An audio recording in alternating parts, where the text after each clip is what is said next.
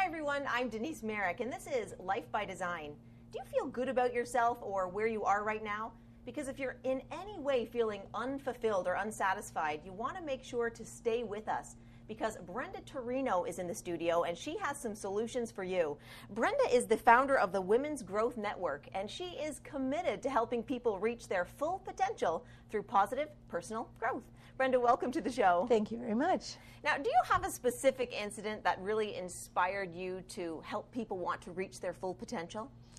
I think I do. I was sharing my story of personal growth with a girlfriend of mine over a glass of wine. Perfect. And I was telling her about my background and living in a home which had a lot of physical, mental, and emotional abuse. And she kept saying, well, but how did you get to be where you are now? And that all came about doing a lot of work. At the age of about 16, I started doing my own personal growth, and I've been on that path ever since, and I continue along that path. So that was really what inspired me, because she asked me, why don't you write a book? And I thought, I had never written a book. Okay, I can write a book. So that summer I sat down and I actually started to write out what I called personal growth sheets. And these are worksheets that ask thought-provoking questions, because we really do have the answers. It just needs the right questions to bring that out. Okay, you mentioned personal growth. So what do you actually mean by positive personal growth? What does that mean to you? I think what that means is stretching to be the best you can be.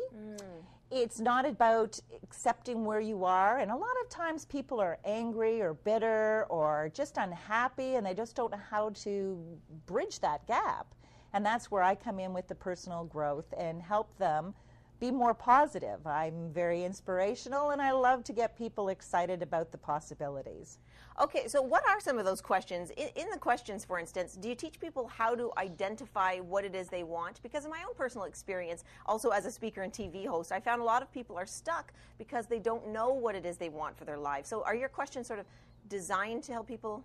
Absolutely, but one of the one that I'm thinking about is when I ask you what you want, need, and expect, you may be overwhelmed by that. But if we break that down by relationships, because every relationship is totally different, so we need to understand what it is that you want, need, and expect from your husband or significant other, what that looks like for your children, your parents, and especially you. Okay, so each one is different.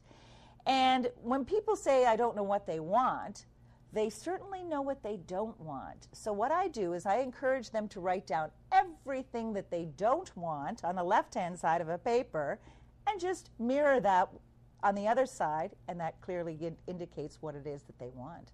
Okay, so once they've identified that, and first of all, before I go to the next question, I want to know, how long should you spend, how much time should you spend answering that question? Is it as long as it takes, or should you say, you know, for 15 minutes a day, I'm going to sit down and figure out what I want, need, expect from my partner. The next day, I might sit down and ask myself what I want, need, and expect from myself. So how much time should you put into it? Fantastic. I like that idea every day, but I'm not sure whether or not we have the time to do that.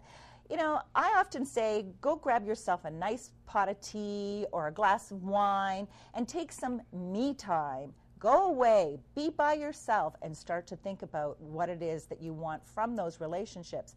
Then the secret is telling them and sharing that information with them.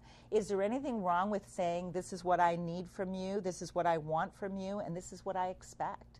It makes life a lot easier. Oh, it sure does. So I guess that's the next step, telling others. That's part of your action plan. Absolutely. What are some of the other actions you need to take other than telling someone else? What other things Sometimes do you it's suggest? a little difficult Yes, to tell someone. It really is. We come up with a number of different strategies, and they could include things like clipping out of a catalog.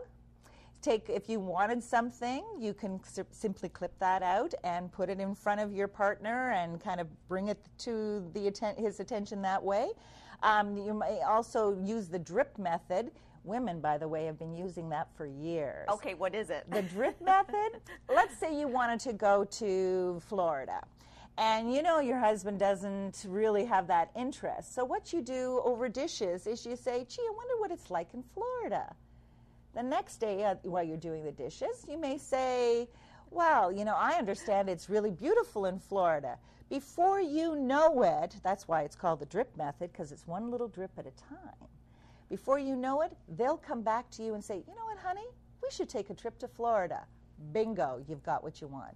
And is there also a time to say, you know what, I'm going to stop with the dripping and just start with the action, and I'm going to book that darn flight and say, here's your Father's Day present? Absolutely. Take control. Okay. One of the other things you ask people is how to stop people from realizing they're not valued. So I guess I came about that in the wrong way, asking that question. So how do people know when they are valued? Because a lot of people don't feel appreciated. But I think that sometimes we are more appreciated than we realize. And one of the things you teach people is how to know when you are being appreciated.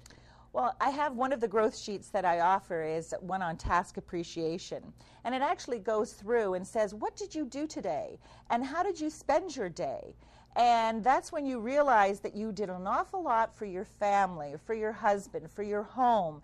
But what's interesting when we ask you, what did you do for yourself?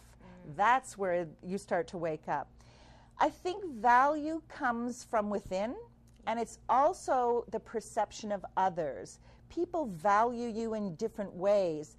The problem is we have the tendency of not sharing our appreciation for each other. And if we would open that door and start to tell other people how much we appreciate them, that appreciation will come back, make you fulfilled and full of value. You know, and I think that's a very important step, because I find that a lot of people don't say positive things to others. They hold that positive statement in for some reason, but they're more than happy to tell you the negative things. Well, you didn't do this, or you shouldn't have done that. Yes. And I think that it is really important, again, to catch people in the moment they're doing something right, and as well, catch yourself when you're doing something right. Well, we've run out of time together, but it's been so much fun having you. It's been a pleasure. Our in-studio guest has been Brenda Turino, and I'm Denise Marek. And I'll be back again soon at Live at 5. Until then, keep well and live your life by design.